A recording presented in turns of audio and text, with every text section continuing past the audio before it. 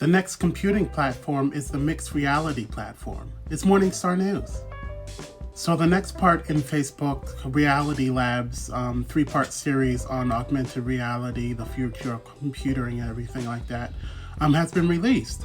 And this focuses on, well, they talk about neural connections, but also they have these wrist wearables, which are kind of neat.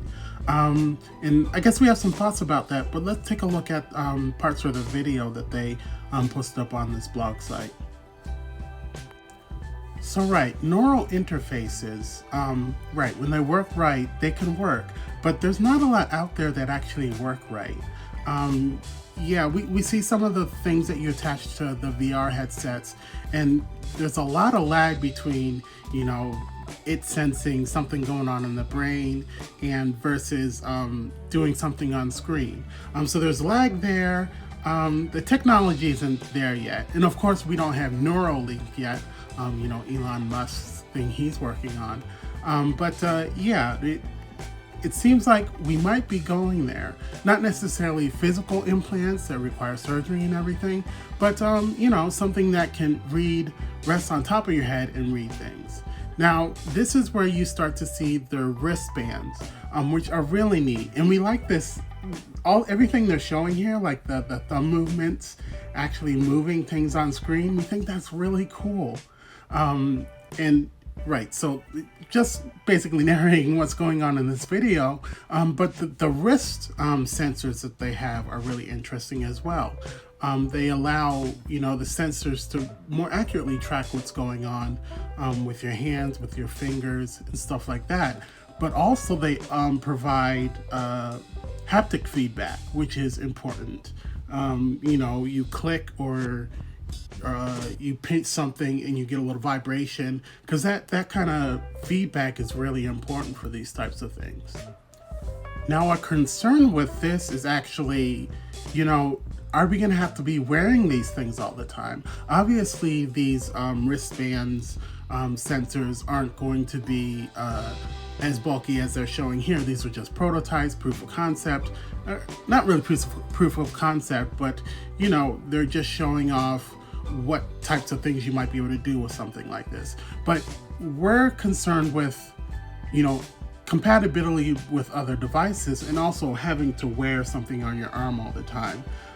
So yeah, that's a concern, and maybe in the beginning it'll be cumbersome, but you know, as time goes on, we'll be able to figure this out. But we really like this idea, honestly, despite what it looks like, and you know, interoperability with other devices.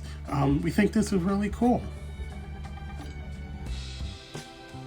So yeah, definitely check out the link in the description to their blog post. They have some more images and more videos, and of course that video that we talked over a little bit is much more not much more in depth, but it's more in depth than what we showed you guys here. So that's part 2 of 3. I assume next week they'll have part 3 out there, and again, we're just interested to see what they think the future will be like, because it lines up with what we're interested in the future looking like.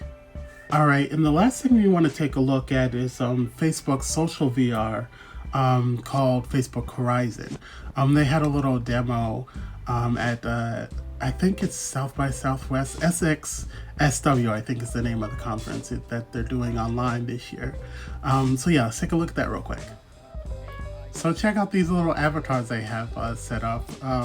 And look how expressive they are and how they move. And of course, with this little demo, they're being a little bit exaggerated. And you know, the quality isn't perfect, but it's really interesting what they have set up here. Just an online avatar that follows your movements. So yeah, we just wanted to show you that. And again, link in the description of this, and there'll probably be some more information about this, their Horizon project for the Oculus VR headsets. But yeah, we just thought this was really interesting, what they're able to do, and see how expressive they are in the movements and stuff like that. We really think this type of VR is pretty neat. It's kind of like the VR chat, but then, you know, there's the motion tracking things out there, and the face mouth tracking things that are out there, like the HTC Vive. They just released those two new products, updates of their older products. But yeah, we just thought this was interesting and want to share that with you as well. So yeah, that's all we've got. Just taking a look at what Facebook is doing, because as we've said before, their vision of the future, and they're looking at a 10-year plan basically, is kind of in line with what we'd like the world to be like. So yeah, we're really interested in what they had to say, not necessarily in Facebook as a company being the pioneer for all this, but more people entering into this space, being innovative. People can come along and get on board, so that it's not just them, it's the whole industry, and consumers adopting the technology that can make it work. But that's all we got for you today, and take care.